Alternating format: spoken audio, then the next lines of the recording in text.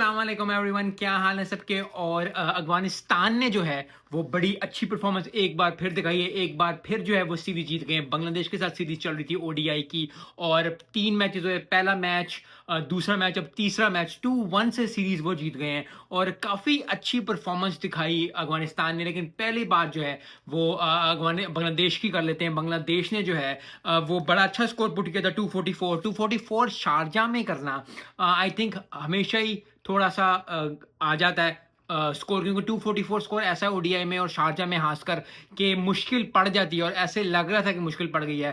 थोड़े से अनलकी रहे महमूदुल्लाह जो कि 98 पे आउट हो गए थे। हसन अली महराज ने जो है 66 स्कोर किया, तो बड़ा अच्छा स्कोर, बड़ी ज़बरदस्त परफॉर्मेंस दी। और लग ऐसे रहा था कि जब पहली इनिंग्स खत्म हुई कि बांग्लादेश जो है वो अब फाइनली जो है सीरीज जीत जाएगा, क्योंकि इंडिया से हारा, अफगानिस्तान से हारा, पाकिस्तान से जीता हुआ था। लेकिन लग ऐसे रहा था कि बांग्लादेश जीतेगा।